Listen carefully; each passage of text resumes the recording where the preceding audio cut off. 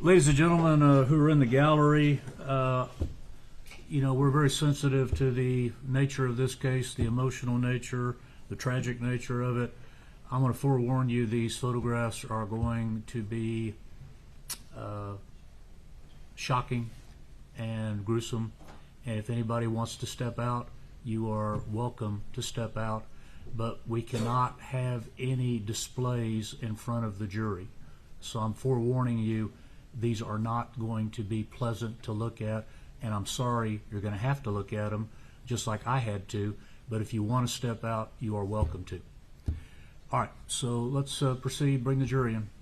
All right, sir, jury.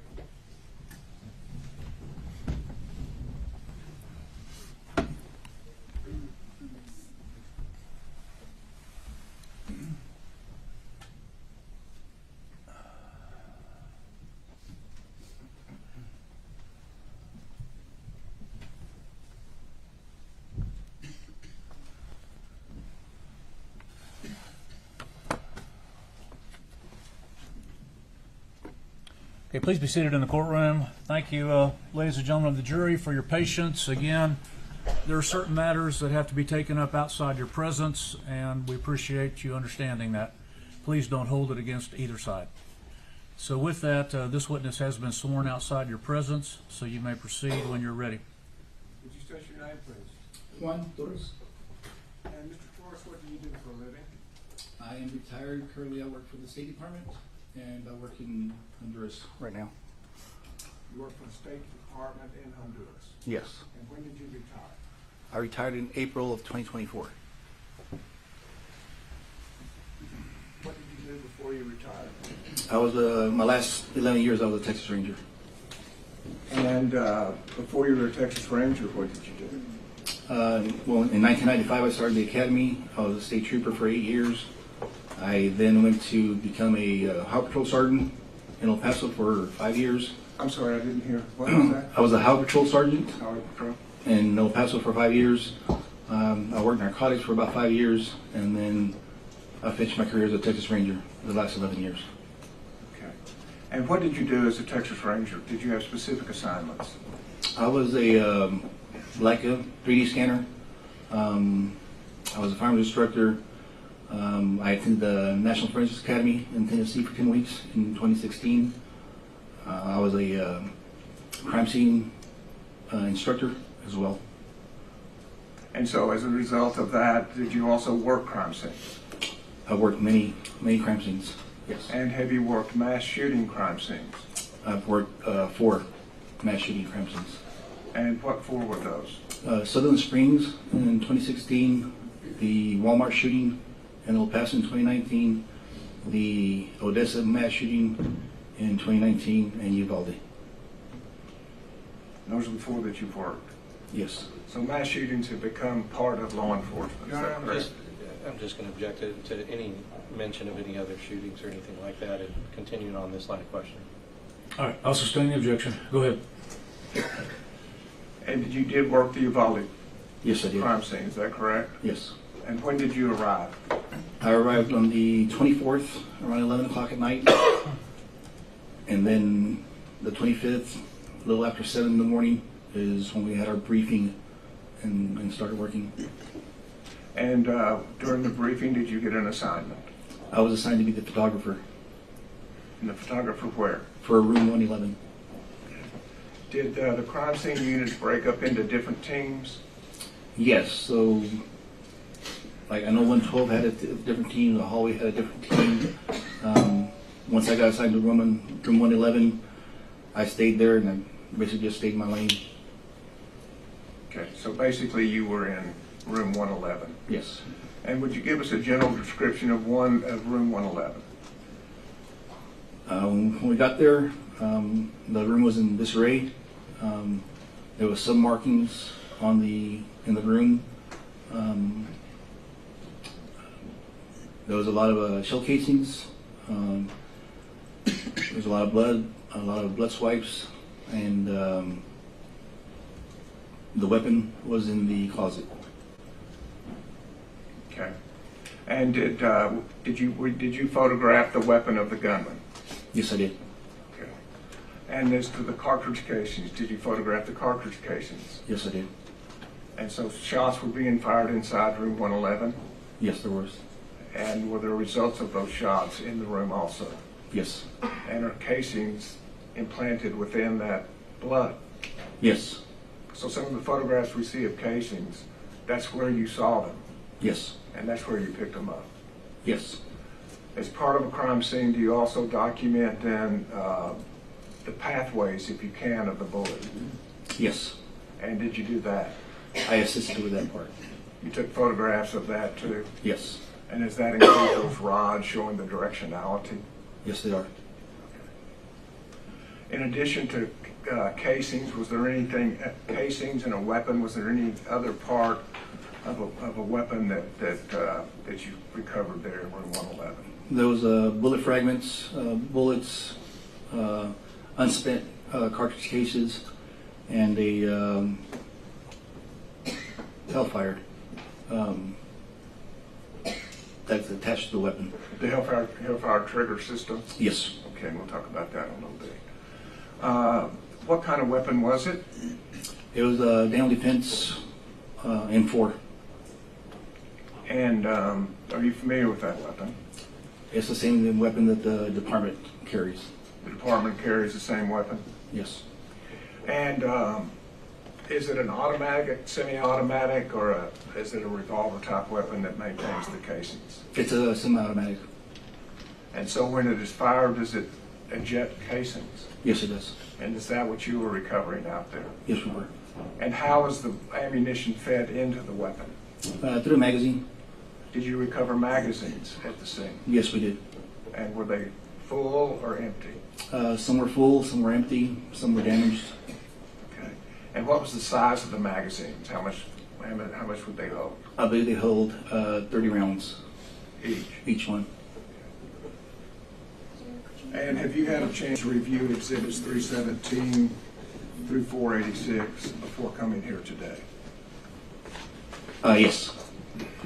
And are each of those exhibits fair and accurate representations of the crime scene as you saw it? Yes, they are. And is it fair to say that because they're casings, they're in blood also? Is that correct? Yes, they are. May we display it now, Your Honor? Those exhibits to the jury. Yeah, Your Honor, I have something I'd like to approach on with that. Okay.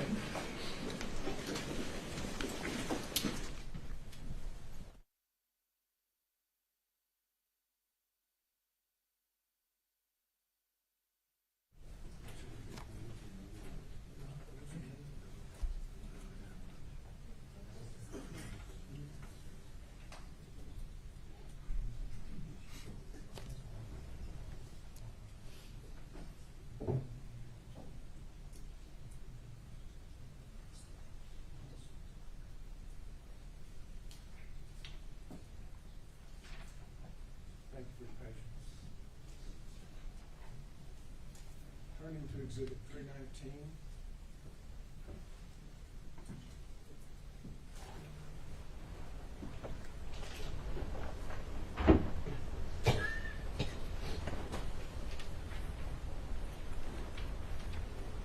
Excuse me, exhibit 317. Could you tell us what room that you worked on at Robb Elementary? Yes, in it. You know, It's going to be room 111.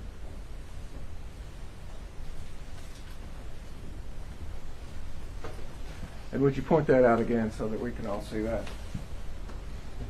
So would that be on the east side of the fourth grade wing? Yes, it would.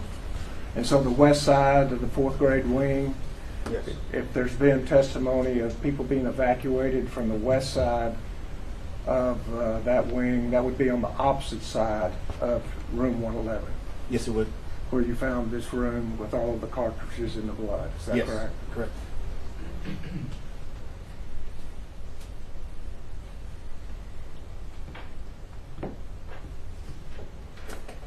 And State's Exhibit 318. Could you tell us what we're looking at here? This is the outside of the east wound. And So it's windows. starting to show us the outside of the Yes. east wing. And is there a white patrol car in that photograph? Yes, there is. Would you point that out for us? And State's Exhibit 319, does that move down the east wing? Your Honor, I'd just like to, I mean, he's pointed out a white patrol car, that was not my client's, it's Donald Page's, and he didn't. I think that has a tendency to make them believe, make the jury believe that it's my client. I think he should explain that patrol car. It will be explained in full, Your Honor. Okay. That was one of the- I'll overrule the objection at this time. You can proceed. And State's Exhibit 319, Yes. excuse me, would you go back to 319? Can you see a defect in a window in Exhibit 319? Yes.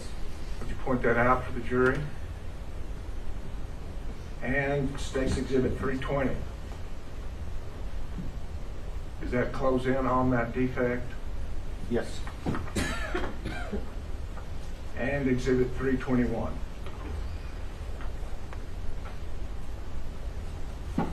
Thank you. You can have a seat.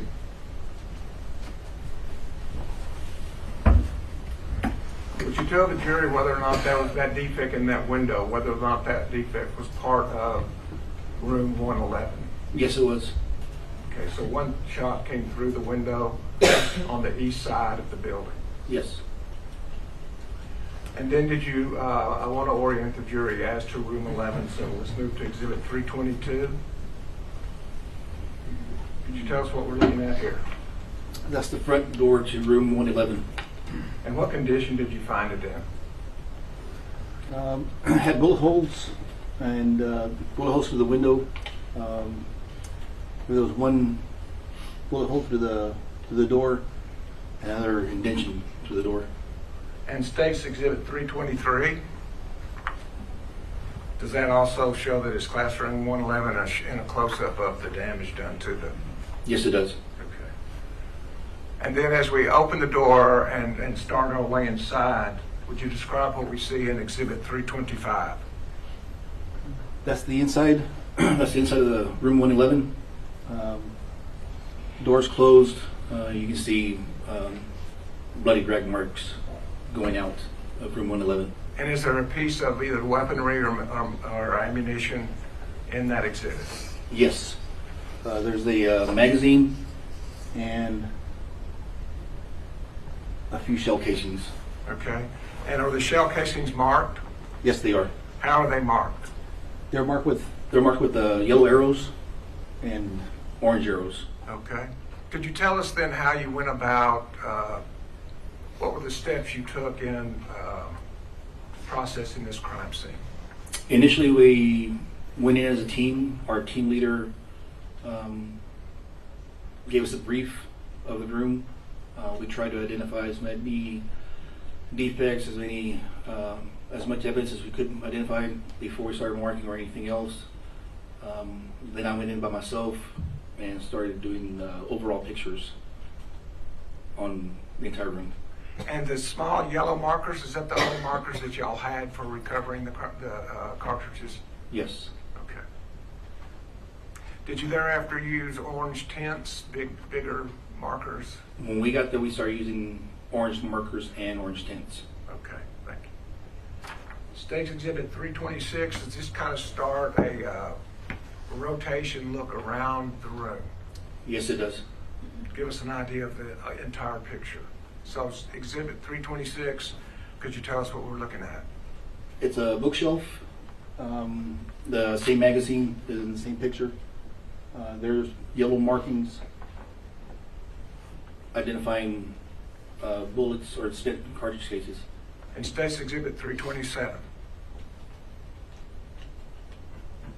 Again, there's a bookshelf with yellow markers marking spent shell casings along with blood. And Exhibit 329. That's a easel board that's been damaged. There's bullet defects in the easel board. And does that show continuation down that wall, the left wall, if you walk into the Yes, it does. room?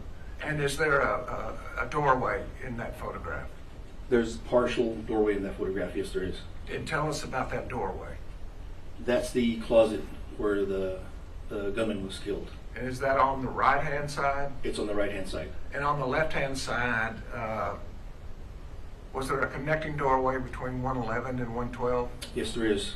That's the door between the wall that would connect 111 and 112. So you could move from 111 to 112 if the doorway is open. Correct. And is that shown on the left-hand side of the photograph? Yes, it is. Exhibit 331. Excuse me, 330. Is this a continuation down now the second wall? Yes, it is. And what do we see there? We have the sink. We have the closet where the gunman was found deceased. The weapon is in the background. There Would you are point two- out the weapon, where the weapon was? Oh, it's right here. And were you there when the gunman was there? No, I was not. Okay, so you can't tell us where the gunman was in relationship to the weapon. No, I cannot. Thank you. Exhibit 331. Again, it's a continuation of the room. There's a desk, a bunch of papers, a wall, and there's a flat screen TV that's been shot as well. Excuse me, you said two things have been shot? The wall's been shot, and the television, the flat screen television, has been shot in that picture as well. Okay. And showing you exhibit 334? So now I'm in the other corner of the room and just taking an overall photograph. There's sunglasses. There's one magazine that I can see, and some markers in there at the bottom where the shell casings are found as well. And earlier in your presentation, you told us about one of the windows was penetrated. Yes, Is that the window on the right-hand side? yes it is. Exhibit 335. Could you describe that for us? That's a continuation of the same room, same wall, into the other wall. Again, it shows the television, the desks are in array, and the beginning of the whiteboard on the other wall. Okay. And is this a fair and accurate depiction of the absence of blood along this western wall of room 111?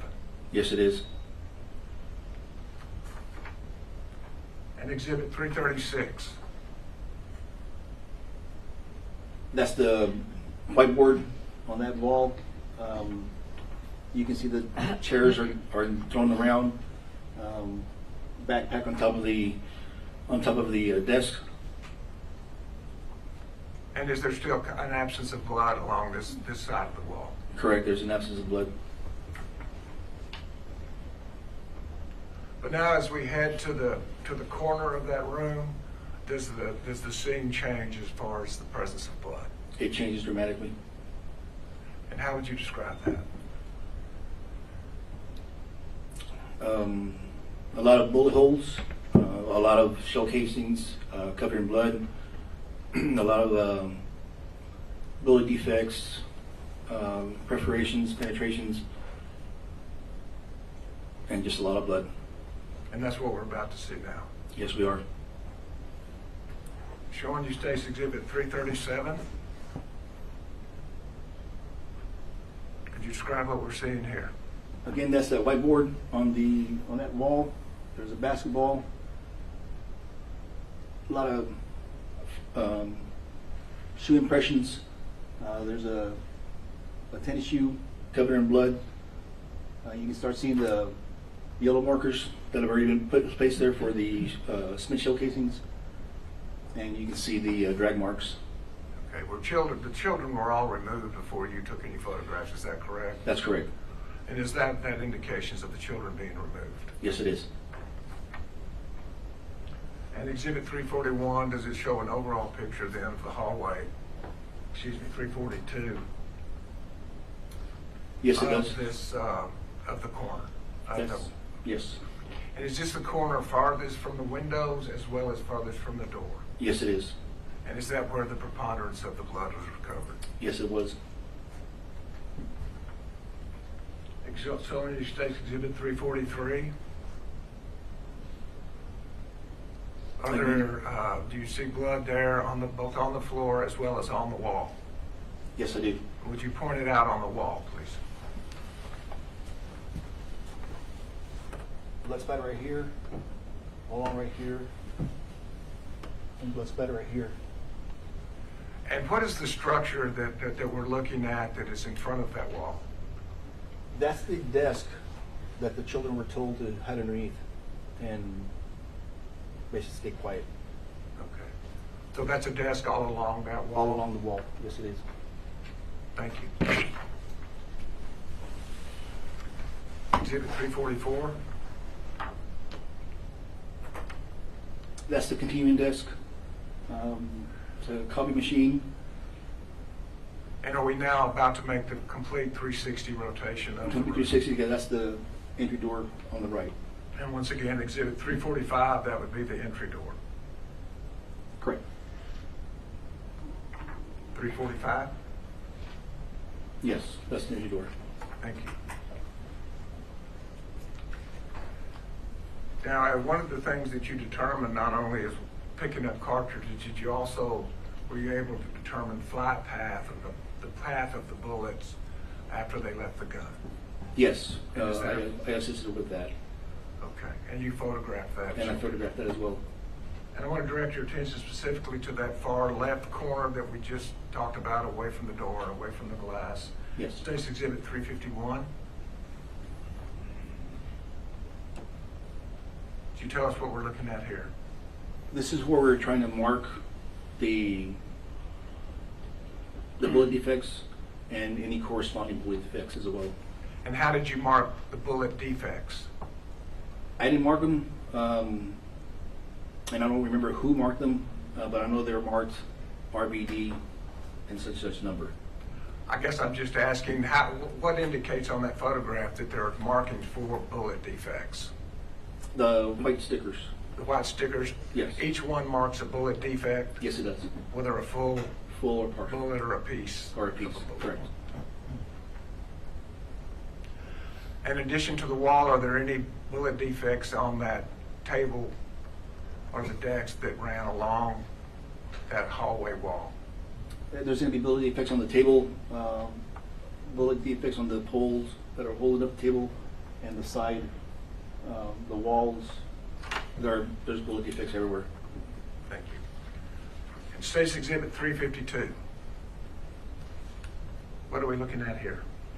This is where we started placing the rods into the bullet defects and also into the corresponding bullet defects. And so that shows where the bullets entered the desk covering The children. that wall Yes. and the children. State's Exhibit 355.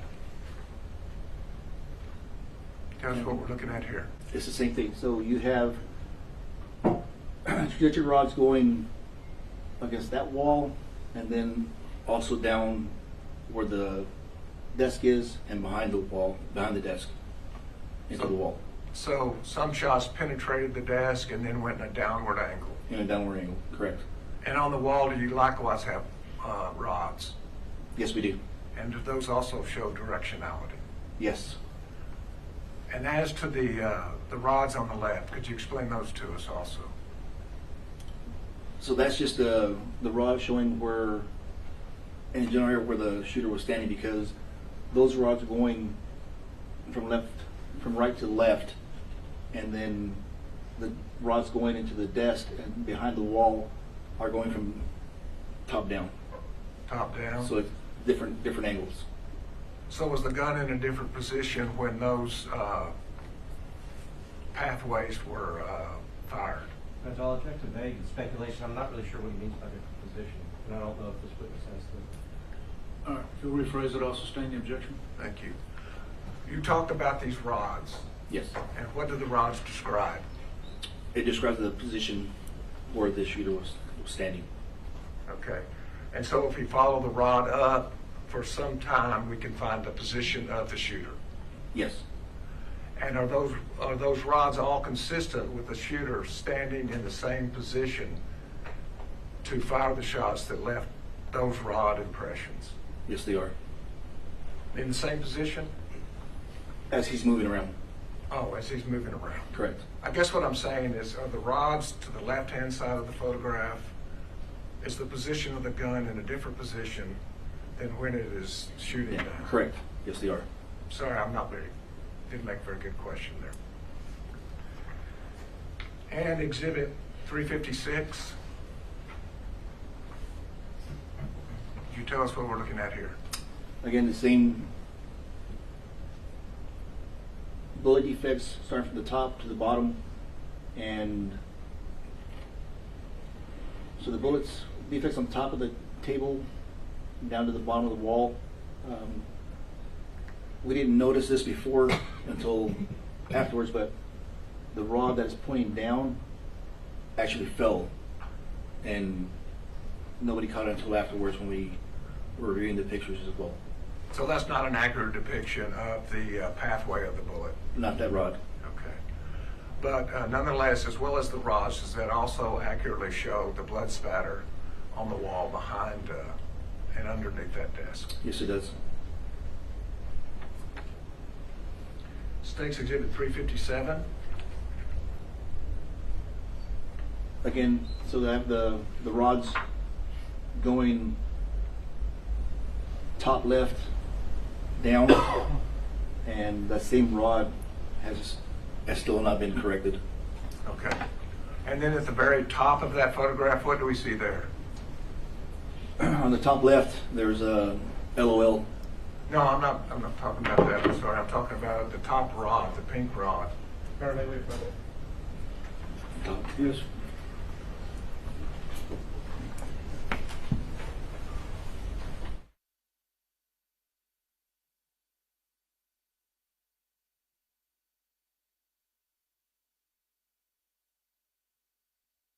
They said I said 350. I go from 382 to 383. Could you describe that? It's marker number 16 with a spent shell casing. Okay. And the next exhibit? Marker number 16 with a spent shell casing. It's a close-up. As a close-up, yes. And 385. That's an overall. So we have 22, 17, 18, 19, and they are going to be spent shell casings as well. And then do you close in and pick up each one of those exhibits individually? Yes. And our next exhibit, marker 17. That's number 17 with an L scale, yes. And marker 18, exhibit 386. A spent shell casing with the L scale. Exhibit 387. It's going to be marker 19, spent shell casing with an L shell. Exhibit 388. It's going to be number 21 and 20, spent shell casings. And isn't that in a different location altogether in the room? Yes, that's going to be towards the back wall where the whiteboard is. Where all the whiteboard was? Yes. Thank you. And exhibit 389. That's a spent shell casing with the scale as well. 390. A spent shell casing with the L scale. And 391.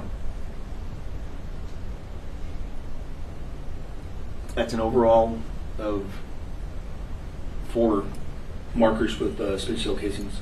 Okay. And marker number 22. Excellent, please.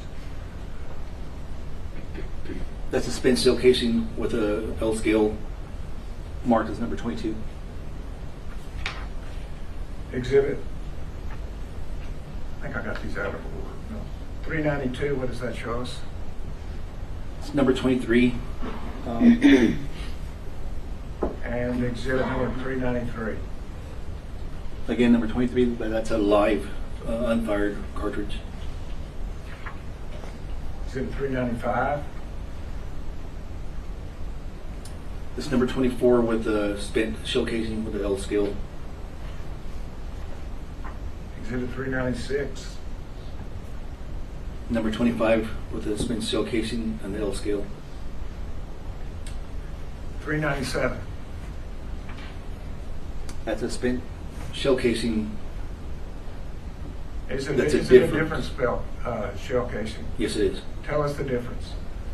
That's from a pistol. That's going to be from a semi-automatic pistol. From a pistol? Yes. Did you recover any pistol on or about the gunman? No. Is this also the room that law enforcement eventually breached? Yes, it is. And did they carry within their own weapons? Yes, they did. Is this an indication that a weapon was fired other than the long rifle that the gunman had? Correct. And how would you characterize the weapon that fired this? I don't know exactly what weapon they fired, but I know it's going to be a semi-automatic pistol. A pistol, a Yes. handgun as opposed to a rifle? Correct. And Exhibit 398. It's a spent shell casing with the L scale. 399. A spent shell casing with the L scale. And 400. Another spent shell casing in dry blood with the L scale. Exhibit 401. A spent shell casing in blood as well. Exhibit 402. It's another spent shell casing with L scale and blood. And does Exhibit 403 show general locations of the next exhibits? Yes, it does. Exhibit 404. More spent cartridge casings as well. Excuse me, I have this as Exhibit 403. Okay. Make a note. So 32 and 35 are shell casings as well. And Exhibit 404. That's all. Could you tell us what that is? That's a spent shell casing with L scale. And Exhibit 405. Another spent shell casing in blood with the L scale. Exhibit 406. A spent shell casing with the L scale. And 47. 407, excuse me. That's in 406 and 407. There's a spent shell casing with L scale, and there's another casing on top. And that was 33. Rough. Exhibit 408. A spent shell casing, two spent shell casings, three. There's four shell casings there. 4 shell Four. casings there. Yes. And 409.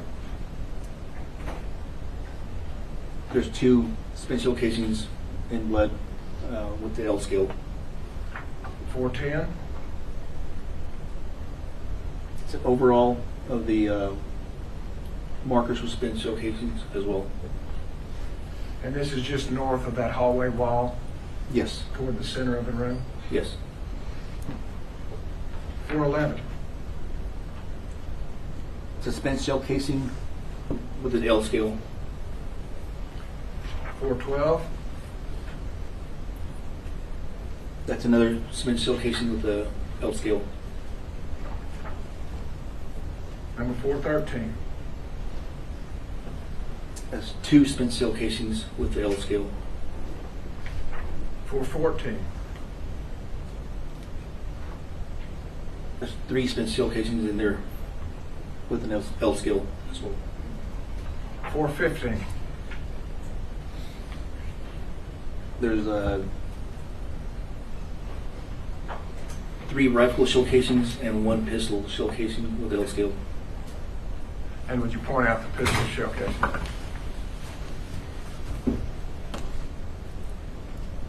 indicating the pistol was fired now twice, isn't that right? Yes. Thank you. Exhibit 416. That spent pistol shell casing. That you just described. Yes. Exhibit 417. 2 spent rifle shell casings with L scale and blood. And when you say spent shell casings, They've been just- fired. Just to be clear, that a gun has gone off, powder burned, causing an explosion, making sound. Correct. For each one of these cases. For each one that's spent, yes, it's been fired. Exhibit 418. Shell casings on top of the desk, marked 34 and 43. And 419. The spent shell casing in the box lid. And 420. More spent shell casings around the drag marks. And exhibit 421. More spent rifle shell casings with an L scale. Exhibit 422. 5 spent shell casings with an L scale. 423. The spent shell casing with the L scale. 424. 5.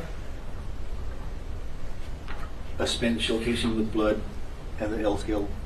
2 spent shell casings. And 426. A spent shell casing with an L scale. 427. Spent shell casing with an L scale. And 428.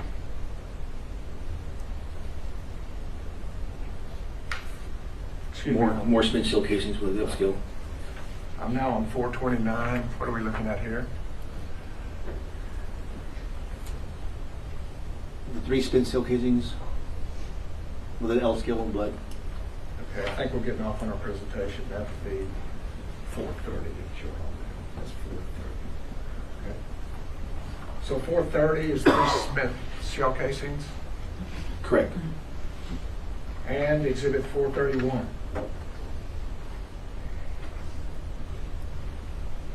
A spent shell casing. Could you point that out for us?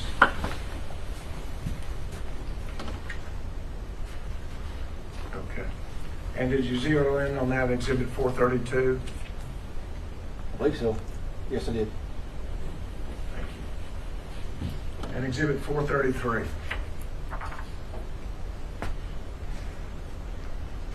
Multiple spent shell casings with So an at L some scale. point your marker started marking more than one spell casing, is that Correct. correct? Yes. Exhibit 434.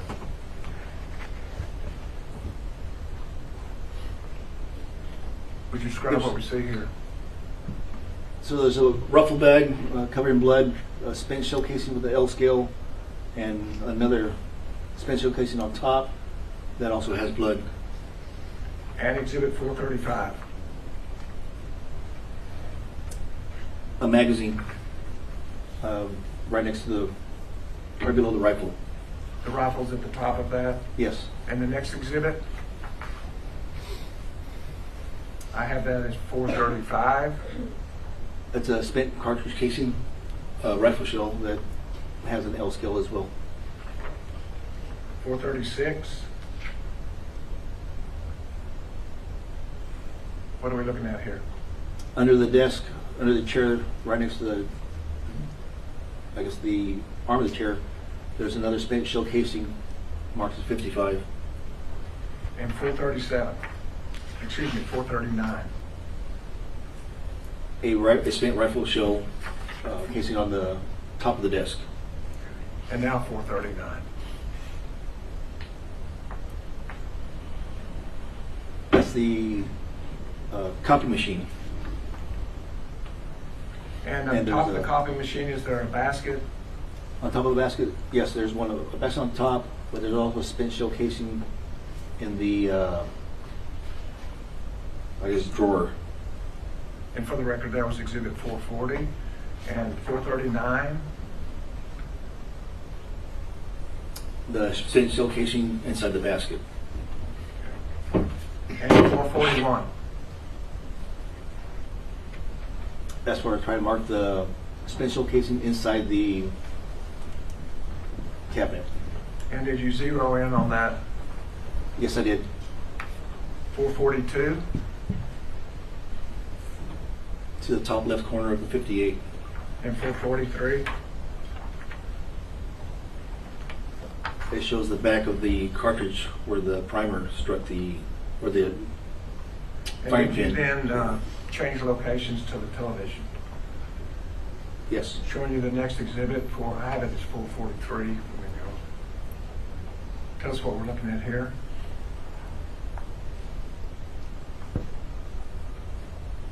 I can't see. I'm not sure if it's a bullet fragment or what it is next to number 59. It's obvious not a share casing then. Is that Correct. There's nothing. So exhibit 444, close up of that 59 marker. That's a bullet fragment with an L scale. And exhibit 445.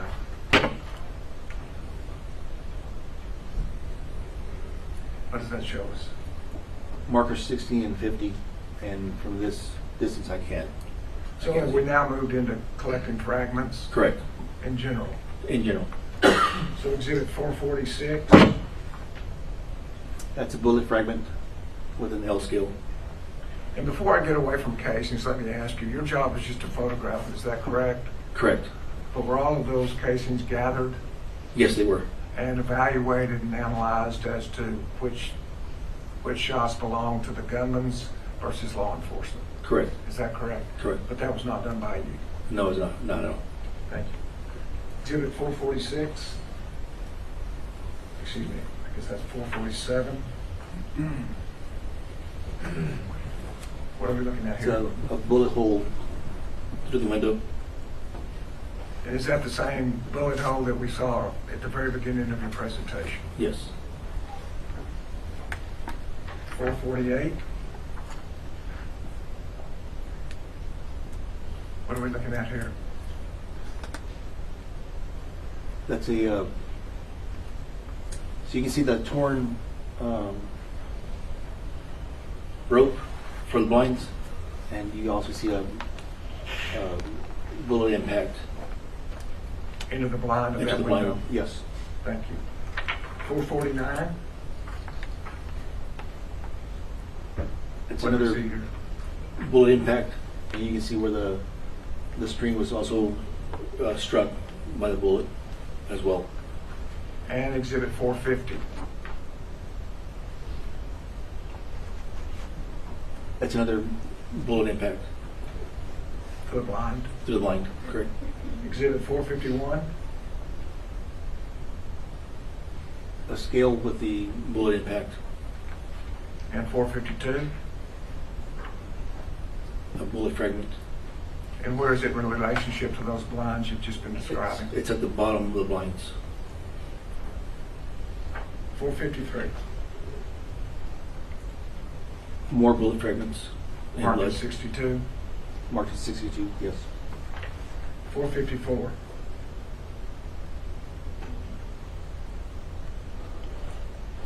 Could you describe what we're looking at there? There's a pool of blood. I see markers 28, 29, 27, and they're moving items out of the way so we can continue our search. And underneath that sack, does there appear to be another cartridge casing? Yes, there is. Stage exhibit 455. Three spent cartridge casings. Marked at 63. Correct. 456. Spent cartridge casing by number 64. 457. More of a close-up of a spent shell casing marked 64. 458.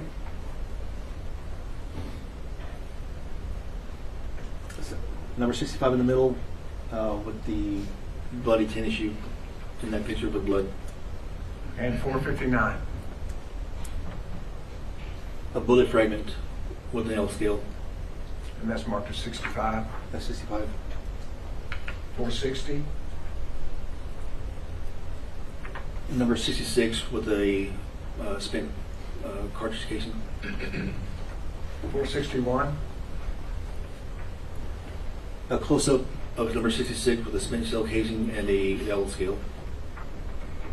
462. A spent shell casing marked number 67.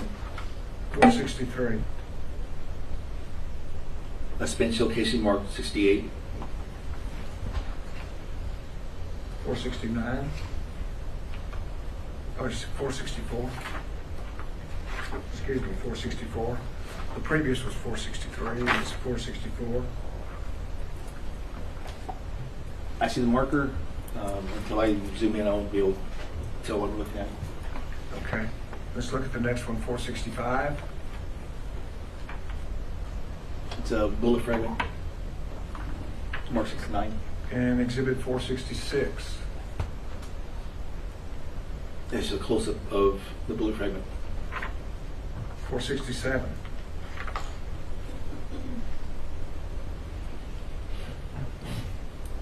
Could you tell us what that is? Above the marker 70. The spent shell casing in the seat. And exhibit 468, is that a close-up of that? Yes, it is. 469.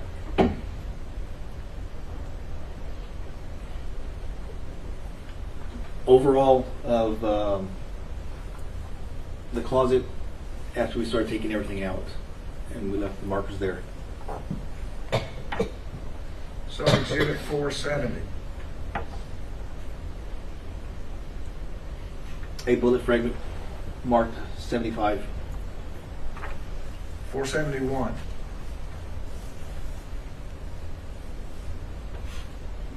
I can see bullet marker 76 and 77. And exhibit 472, does that close up on that? Yes, there's a backpack with the water bottle on the side. And exhibit 473 next to the backpack. A spent shell casing. And 474. A spent shell casing inside the pocket of the backpack.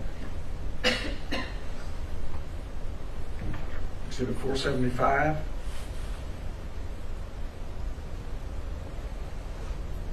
Bullet fragments marked as 78. 476. And overall, where we removed the copy machine, there's markers 79 and 80. And does it also show 79 and 80? Yes. Exhibit 477.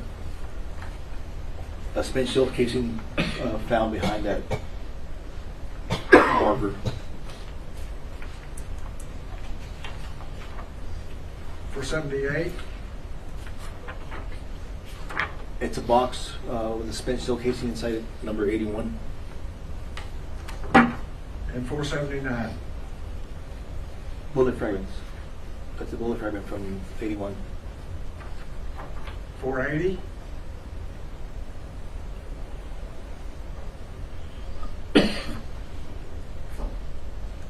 Is that just a marker that shows That's a marker right now. fragment? With a fragment problem. 481.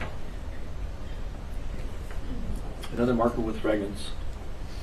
And behind number 83, what appears to be, what are those objects behind 83? It's like an orange, like two orange cups that are like upside down, and there's a bullet impact right there. Showing you exhibit 482. That's the bullet impact with the shell casing and bullet fragment. Exhibit 483. Another spent shell casing marked 84. 484. Where I zoomed in on that spent shell casing. And 485, excuse me, I'm going to stop at 484, back up.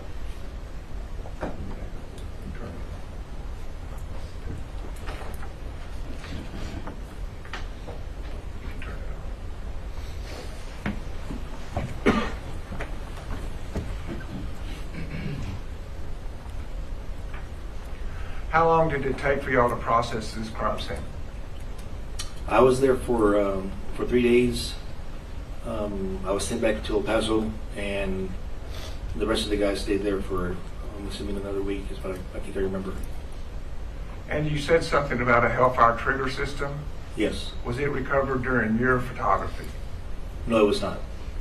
Was it? Did y'all, after taking the photographs, did y'all review the photographs before leaving the crime scene completely? Yes, and so Ranger Brian Burney was reading my photographs, and in my overall photographs is where he saw the Hellfire Trigger system, and that's how we knew, or that's how they knew to go to that grid in order to recover it. And so did y'all go back in to recover the Hellfire Trigger system? Yes. And in general terms, do you know what a Hellfire Trigger system is? It's an attachment that turns your semi-automatic weapon into a full automatic weapon. It fires much faster Much faster. with that trigger system on. Correct. Pass the witness. I have a bit, but I think the break probably be done. Okay. All right, ladies and gentlemen, let's go ahead and take our lunch recess. Let's do 1:45 again. 1:45. See you back. Can everyone let the jury get out so they can get their lunch? Would everyone rise for the jury?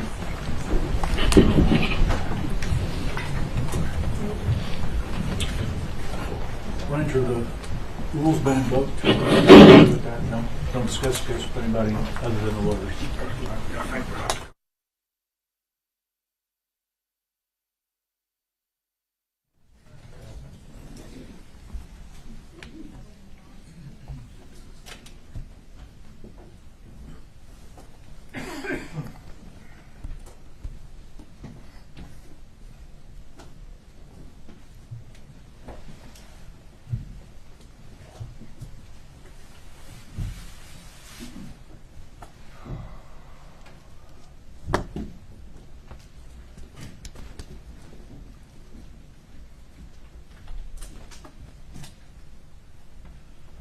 Okay, please be seated in the court.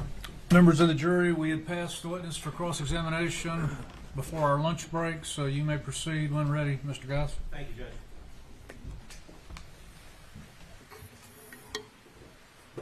Mr. Torres, my name's Jason Goss. I know that you were a ranger and you retired, you said, a while ago, a little bit ago.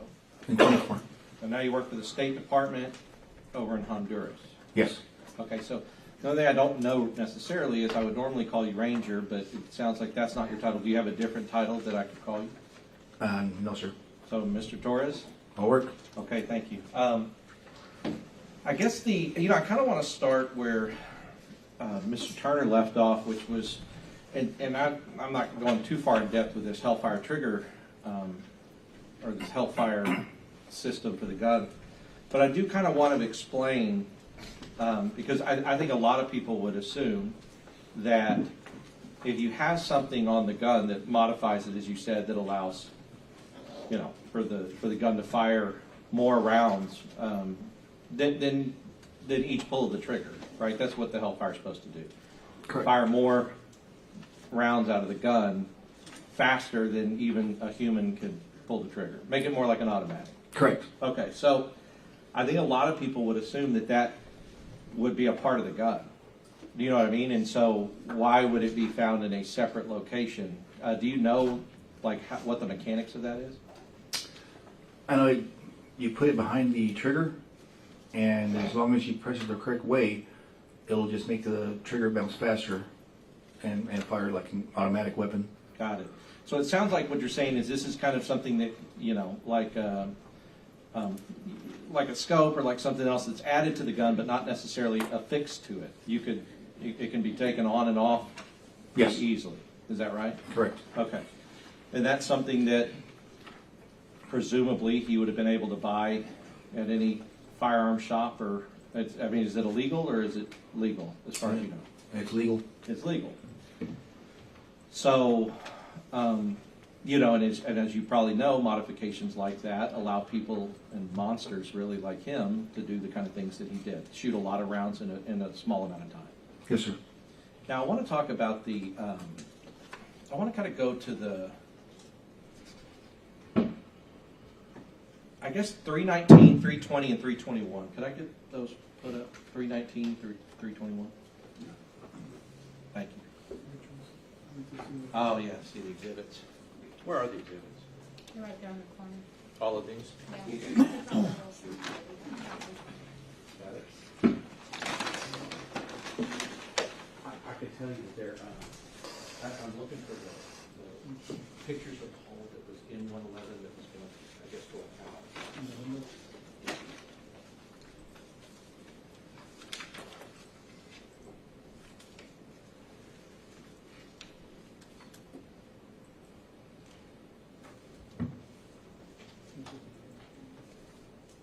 They should be getting power. Okay.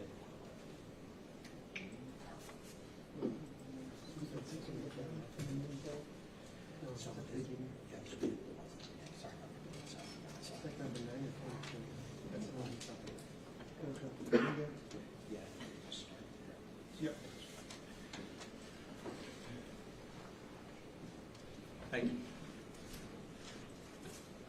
And yeah, Mr. Torres, I have to do that because they have all the exhibits here, but they have them in a PowerPoint here, and I don't have them in a PowerPoint the way that they do. So I'll ask them to help me out on that. So looking at, I think this is 319. We talked about this being the, I guess, the east side of the building. Judge, may I approach? Yes.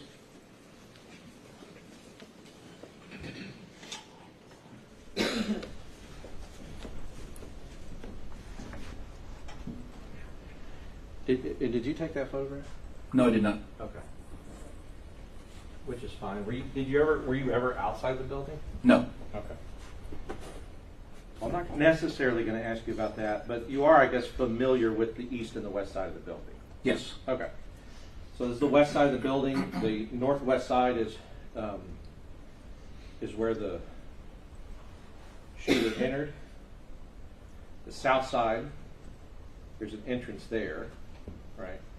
And so if you were looking at that picture, we would be looking at this side of the building, the east side, right? Correct. That I'm pointing out. Now, there are, on this diagram, this is State's Exhibit 3.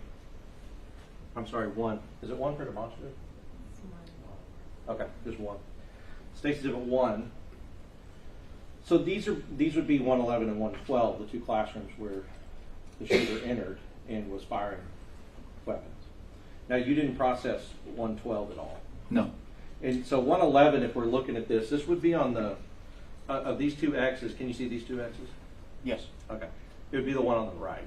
Correct. Okay. Now, the window that we're looking at, you talked about how you saw a defect that appeared to you as if it was fired inside and out. Did you say that? From inside the roof to outside. Not somebody firing from outside of the building into room 111. Are you talking about the bottom picture? Yeah, can we go to, I guess, the next picture up in the exhibit? We get a look. I'm sorry, yeah, the next picture down, the next one where I think it's 1, and then can we go to the next one? That one. That window and that defect. Did you see the defect inside? Did you? The bullet hole? Yeah, the bullet Yes. hole. Yeah, Yes. bullet hole in the window. Yes. Right. That's what I'm talking about. Okay. You saw that. You saw that bullet hole from inside. Yes. And you felt like the bullet was going from in the room to out of the room. Or do you not know? I don't know. No. Okay. No. Did you, as any part of the investigation, because I know that, because at the time you were a ranger, and the rangers were all over the place, you would agree. Yes. And we've heard from, I think you're maybe the 6th ranger that we've heard from. You guys were, over the course of days, you guys were collecting evidence, photographing evidence, doing all those things to process this scene, right? Correct. And at the end of all of this, a lot of your findings went into a pretty large, kind of comprehensive report about what happened. Correct. And did you read that report? No, sir. You never read the report? No. Did you read your own report? Yes. Because you wrote it? Yes. Okay. So, as far as, I guess, anything that you know about this case, was there ever any evidence that you heard of anybody on this side of the building firing into 111? I didn't get that brief. We were just briefed with room 111. Sure, I understand. But are you completely, like, other than what you saw in room 111, you don't know anything else, any other facts about this case? No. Well, let me ask you about that, because when we talked about 111, you kept saying that was the closet the shooter was in. Yes. But the shooter wasn't there when you got there. No, sir. Okay. So you would have had to know by some other information other than you looking at 111 that that was the closet that the shooter was in. Correct. Okay, so that's what I'm asking. Do you have any other information other than what you saw in 111 about this case? We got the brief on room 111, and that's the only brief I got. So that's how I found out that the shooter was in the closet. I understand. But But part of the brief on 111 is the brief would be that we believe that that bullet hole went from in the room and out, rather than out the room and in, because that bullet hole is a part of 111. You agree with that? Correct. So you got a brief on 111. Yes. And the part of the brief was that we believe that it was a shooter shooting out of that window, not a shooter shooting inside that window. No, sir. Okay, That was not part of the brief. Okay, nobody told you about that. No. Did you? Well, let's just assume that. Let's assume it's going from inside the classroom to out, right? Because if you would agree, if there was no other evidence that anyone ever fired any kind of rounds over here, which there would be if they fired rounds from that little courtyard area into that classroom, there would be, shell casings and things like that, right? Correct. So there's no other evidence of that, but we have tons of evidence that there was firing inside that room, obviously. Let's assume that it's from inside the room and out, okay? Okay. Now, when you're doing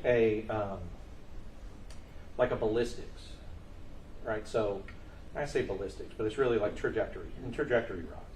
Yes. You've been trained how to do that. Yes. Were you the one that put these trajectory rods in there on this scene? No. Or did you just photograph? I just photographed. All right. In other scenes, have you been the one to do the rods and somebody else photographs it? Yes. Okay. So you're aware of how that works. You're aware that a lot of times, not all the time, but a lot of times you would need kind of 2 points. Yes. Because if you get those 2 points, you could tell that it went from this point to this point, and that gives you a trajectory. Correct. Right. Sometimes you don't have 2 points, but the way it fits in, we kind of heard the way it fits in can tell you something about it, maybe. Yes. But it's a little less accurate because you never can tell if it fit in like this a little bit or like this a little bit. You know what I mean? You can't tell with the angle unless it's just a completely tight fit. You would agree with that? Correct. Because it's just a loose hole. You don't know which way that the rod went unless you have another one to connect it. Unless you have another impact. Right. Yes. Another impact. And so maybe I'm not explaining as good, but I think you are. So we have 1 point. We have 2 points.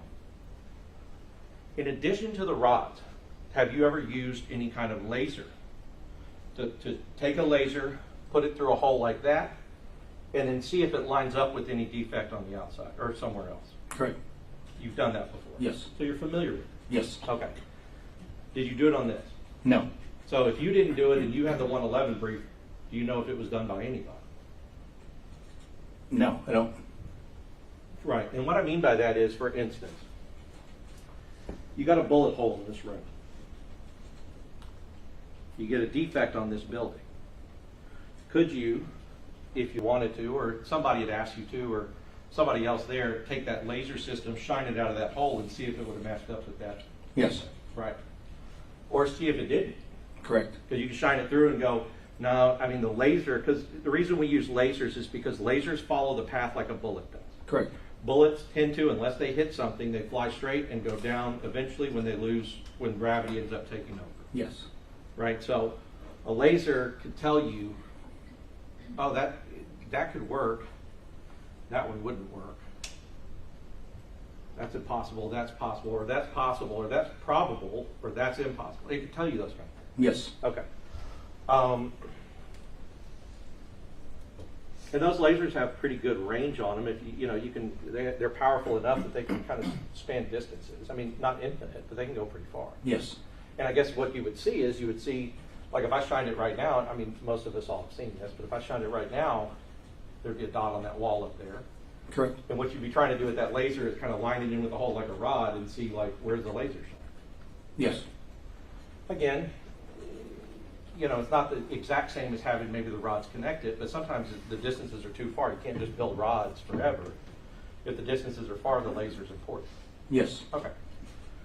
And that could be done with, if there were, I mean, kind of any time that you have a defect and then another defect that's a distance away, the laser can be used in order to see, either rule it out or say, yeah, it's possible that this is the round that caused that defect there.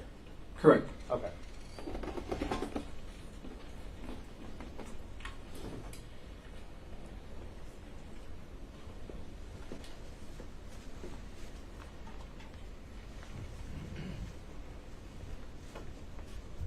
Now okay, so you talked about, because I want to get a little bit more information about the closet.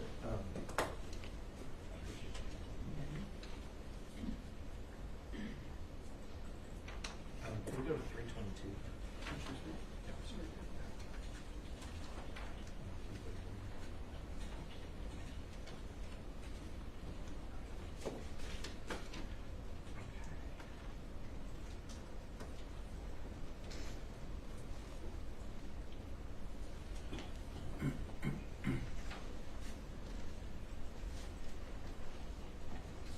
And Your Honor, I'd just like to know, please, that I may be going through some of these photographs that I have objected to based upon the fact that they were gruesome and based upon the fact that they were unnecessary. But because the court has allowed it, I just want to put on the record that I'm going through it, but I'm not waiving the objection. So that it doesn't appear that I've waived it. All right, go ahead. Thank you, Judge.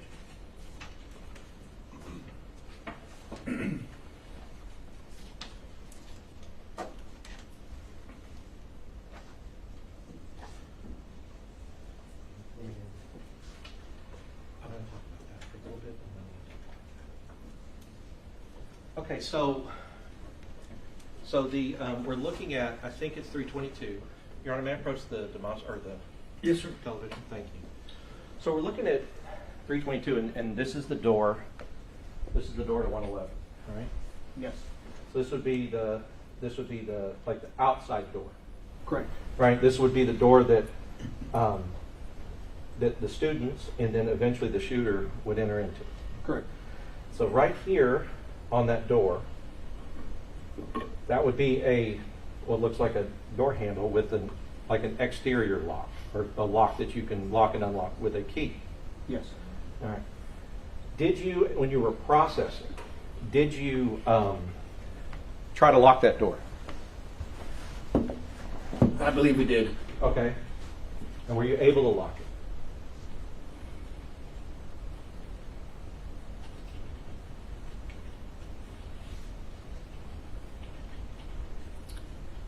I don't remember. I think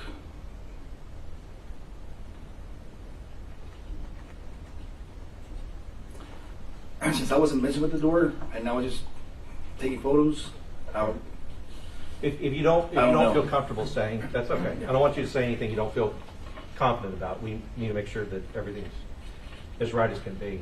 But I guess, and the reason I'm asking the question is because you would agree, as part of law enforcement, and as long as you've been doing it. So what did you do before you were a Ranger?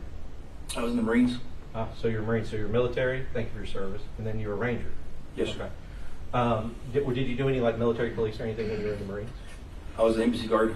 Embassy guard. So you were one of the people that, if, in a foreign country, if somebody tried to attack our embassy, you would be the one to protect it. Yes, sir. Understood.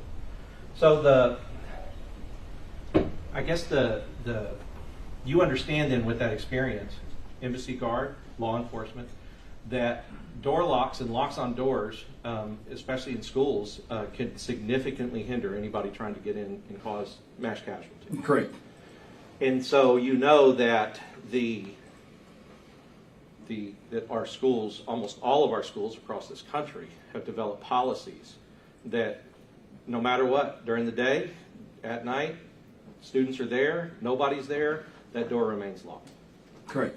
Right, for their protection and their safety. Yes. And if the lock is not able to be locked,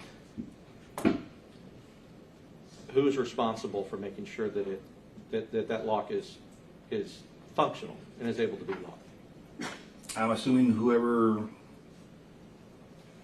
the teacher or maintenance, Sure. somebody there. Yeah, I mean, whoever reports it, it has to be fixed. right, you would agree. It starts probably with the teacher saying, my door won't lock, and then it goes work order, maybe goes to the administration, goes to the maintenance people, whatever else. But what you said is, and I agree with you, is that it is of primary importance for safety that that door lock is functional. Yes. Right? Because a shooter, like in this case, a shooter, if they are delayed in getting in or cannot get in, that can give other units time to respond. Yes, and perhaps do something before he's able to get in the room. Right? Correct. Okay, so in your law enforcement training and experience, have you ever heard of something called a fatal funnel? Yes. Okay, what is a fatal funnel? When you're involved in a critical incident and you basically lose your peripheral vision and you focus on one thing. Right, sure. Then that's like and you're talking about kind of getting tunnel vision, but at some point, if you're trying to get into a door or a hallway, Oh, yes. right, then what does that do? For instance, let's say multiple law enforcement, multiple officer response. Can 5 of me standing here get through that doorway at the same time? No, sir. Because it funnels us in one by one. Correct. Maybe 2 by 2 if you're lucky and the door is wide enough. So a lot of times that can be somebody with a shield and people behind, or just people running in one by one Yes. into a door. And that's why law enforcement, they call that a fatal funnel, because if somebody's set up and ready, pop, pop, pop, they could just knock down everybody that comes in as they come in. Yes. Okay. Now, can we go to that second? When they gave you, and this second picture will be 362.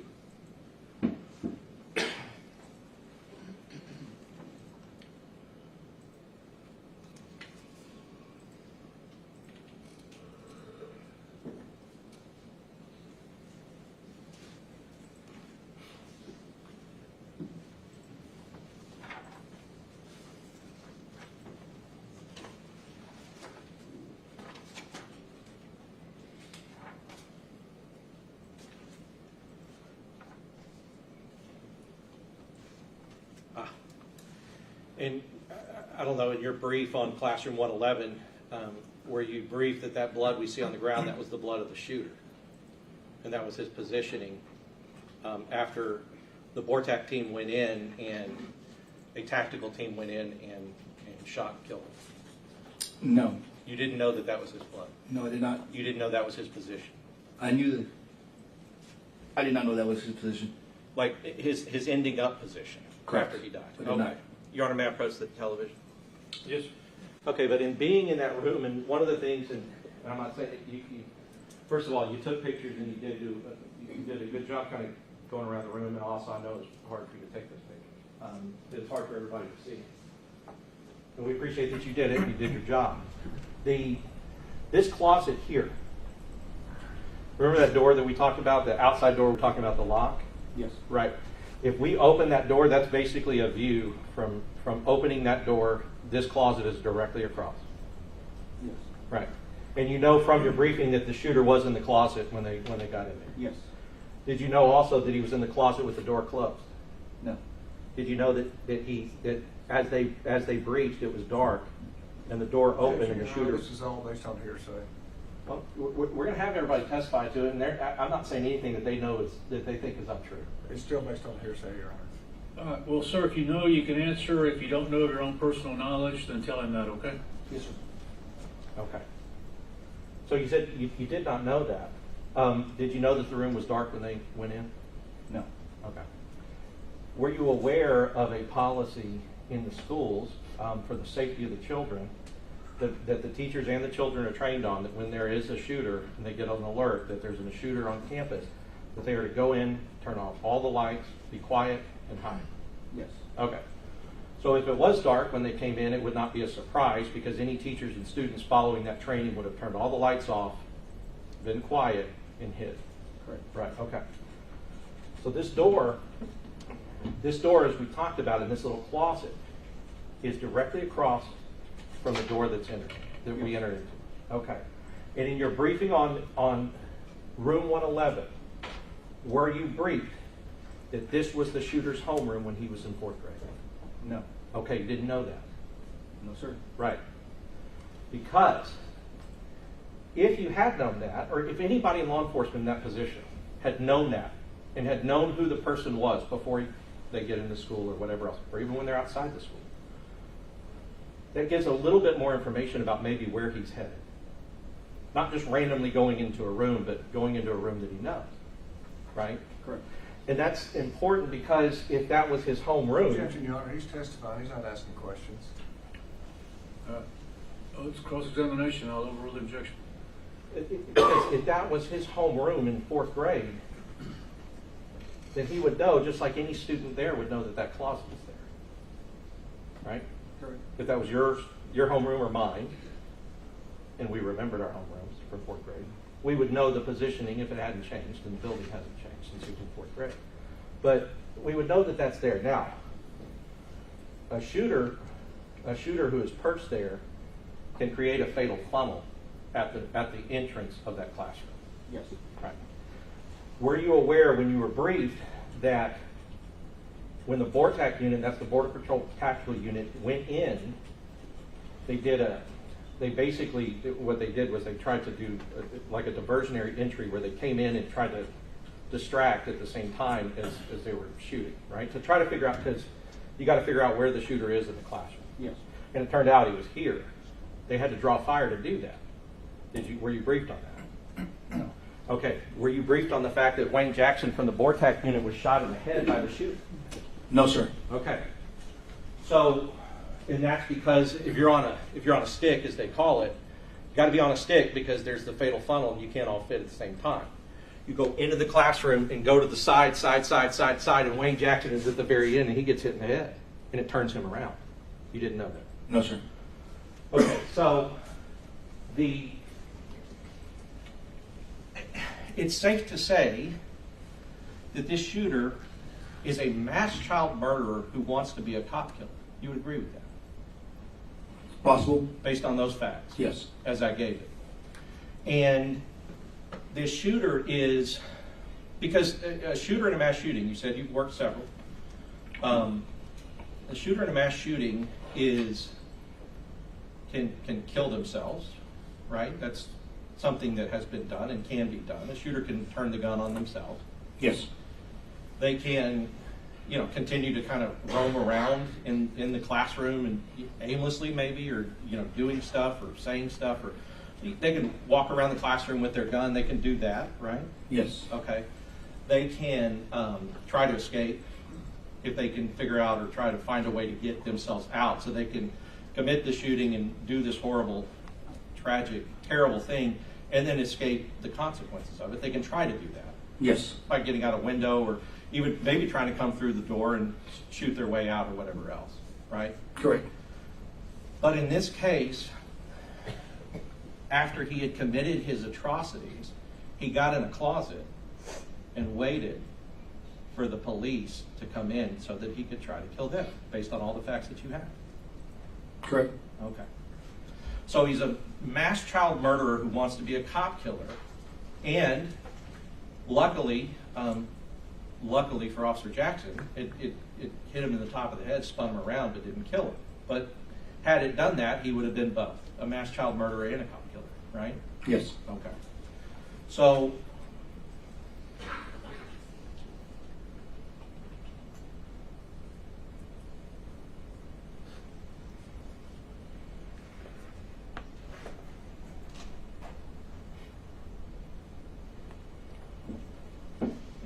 we could take that picture.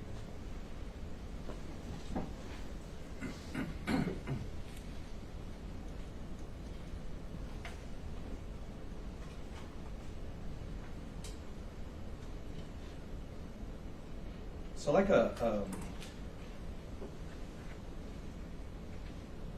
said you were trained on a Leica 3D scanner, Yes. and one of those things is with a Leica is that right. Yeah, and we say Leica, and but I think Leica is a brand name. It's a brand name. Yes. What's it? Oh, I guess what's it called? What's the generic name for a Leica scanner? If you even know, I've always said Leica, but one of the other rangers said that there was a system that was out there. It's called like a total view or something. But you've been trained on Leica. Yes. Well, Okay. it's a 3D scanner. Well, let's talk about Leica. Okay. And 3D scanner. Judge May used to well. Yes. So we have a, just so they know, and Gary explained it a little bit, but it's a tripod, usually. Yes. The scanner sits on, scans an area, and can tell you, one of the most important things it tells you is distances between things at the scene, Yes. right? And sometimes it may not be necessary, like you didn't do a Leica scan in 111. No. Right. And you wouldn't do that because the room was connected to 112 through I guess there was a door, kind of an open door, that I suppose could be shut. But those two, you could pass from 111 to 112. Yes. Yeah. And somebody else had the brief for 112. Yes. Okay. So just in general, though, because I know you didn't have the briefer out here. I'm not going to try to take you too far afield. But just in general, in your forensics training, like a Leica scanner, for say in this field, and in this area, this area, this area, this area, this area, that would tell distances between shell casing, between cars, Yes. between car and a building, right? Between entrances, between these cars in the parking lot. All of those things, a Leica pretty quickly would be able to scan it, get 1 million points of data, and then that's how it ends up. Is we could end up saying, well, this is 15 feet from this, or this shell casing is 10 feet from this shell casing, and this shell casing is 50 feet from that one, right? Correct. All right. So when we talk about this area here, I want to talk about shell casings and shell casing collection. Have you ever been part of this, Gary, what was that called, the line that they do? Line search. Line search. You ever been part of a line search? Oh, yes. Right? And you say that like yes, of course, and I've done it a lot. Yes. Right. So in this case, the FBI do a line search. They do a line search all the way out here, all here, looking for shell casings, right? And so the way they described it is, everybody's in a line. Objection comparing testimony to other witnesses, Your Honor. I don't think that's an objection, and he's been proffered as an expert by the state. I'll overrule the objection. Go ahead. So they walk in a line, and I see something. Everybody stops, flag, and do that. Is that your experience the same way? Yes. Have you ever had to go on your hands and knees? Yes. And what would the reason for that be? High grass, weeds. Sure. You can't necessarily trust, if you're standing all the way up, you can't trust your ability to maybe see something, so you get down lower to the ground. You get down over the ground. I mean, you can use flashlights as well. Right, sure. And so it's, you would agree that it's a thorough search, is what you're trying to do. I would add another search. I mean, a different technique. Which would In the past, I've used ATF canines Ah. that are specifically trained to look for shell casing, burnt gunpowder. Right, And yes. and that's interesting, because you would have like the canine that we see at the airport that is in traffic stop, hopefully not, sometimes, that is trained to detect drugs, right? Cocaine. And those dogs that are trained to detect cocaine are, like, that's what they do. They detect cocaine. There's other dogs that are trained to detect bombs, and that would be really not, here's a bomb. What they're trained on is they're trained on the things that make up bombs. C4, other things like that would go into the bomb making if somebody were to do that. And then you have other animals like you talked about, these canines, that are highly trained to detect the scent of gunpowder, which would be on a shell casing. Right? Yes. Okay. So let's assume that, that all the search is done the way that you feel should be done. And there are, if you look at this, I don't know if you got this from your brief, but I'll just tell you because this is the state's map. Objection to just telling them, Your Honor, that's not a question. I'm just rephrase it, please. Yes, Your Honor. I'm just trying to orient you because this is the state's map, and I don't know if you can see this red line. Can you see this red line here? Yes, sir. Okay. This is the state's map, and this is the shooter's path, and this is the culvert where he wrecked, right, at the start of this thing. Can you see that red X? Yes. Okay.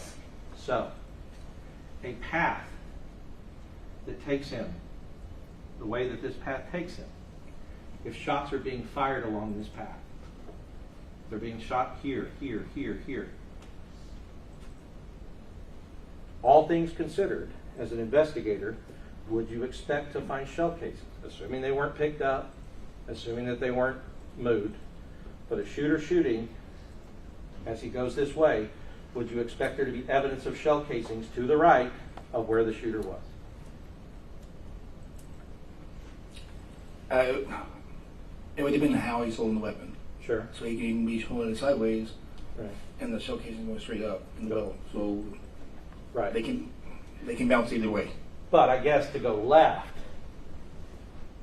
to start ejecting out from the left, he would have to be holding it upside down. If the ejector port is on the right side of the gun, when the gun's right side. Yes. Right. So it would require somebody holding an M4 upside down and shooting to get ejection coming out the left side. It's possible. I mean, it all depends on how the person was holding the gun. I mean, that's just a big variable. And I agree with you. It's a big one. But we can say ejector port to the right, shell casing go to the right. Right. Right. Now this is upside down, and then it would eject out to the left. Right. Not a common way to No. use an M4, right? Maybe here to the side, up, and the power is making it go up. But either way, all of this we're talking about, right or left. Right. You'd expect them to be somewhere around here. Yes. If you were shooting around here. Okay. And shell casings that are here and here would be consistent with this, with, even from their own map, would be consistent with somebody firing along this route and this route. Yes. Right?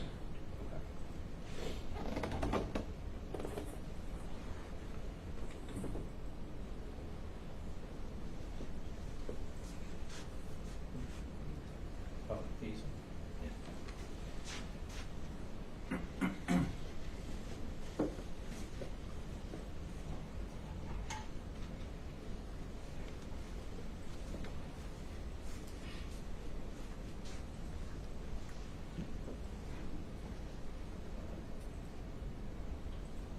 Judge, I'll pass one.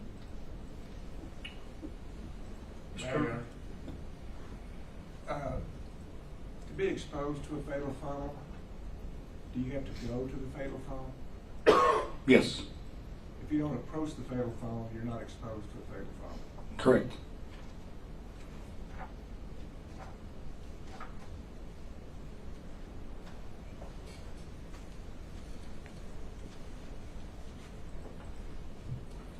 I couldn't see because I was sitting right directly behind Mr. Goss.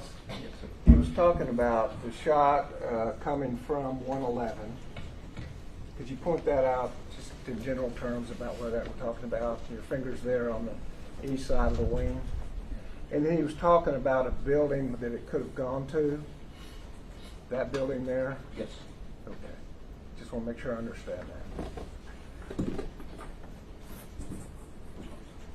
Bill, you gonna have any? I'm sorry? Are you gonna have anything else? That's it. Okay, thank you. And when you were the crime scene worker in this case, you picked up casings, correct? And fragments of bullets or bullets, Yes. and defects. Yes. And what's a defect? Where a round makes an impact on an area, or a desk, a wall. That's pretty standard stuff, right? If a bullet hits something, it leaves an impact and you can see it. Yes. And have you ever known a bullet to go through a solid object without leaving an impact? Correct. No. Okay. Pass the witness. Just, as far as approaching the fatal funnel, all law enforcement is taught to be very cautious about a fatal funnel because a dead police officer doesn't help anybody, right? Correct. I mean, one police officer after another going in and dying and stacking up in front of that door is not going to save any of those children. We're taught to get away from the fatal funnel. Right. I'll pass it. No further question. Recall for this witness, either side. Your Honor, this witness is out of country. I hope we can let it go. Yes, Your Honor, and I do understand that. I don't want to keep him in, and I know he's got important work to do out of the country. So. You're excused, sir. Thank you. Thank you. Rep Arena.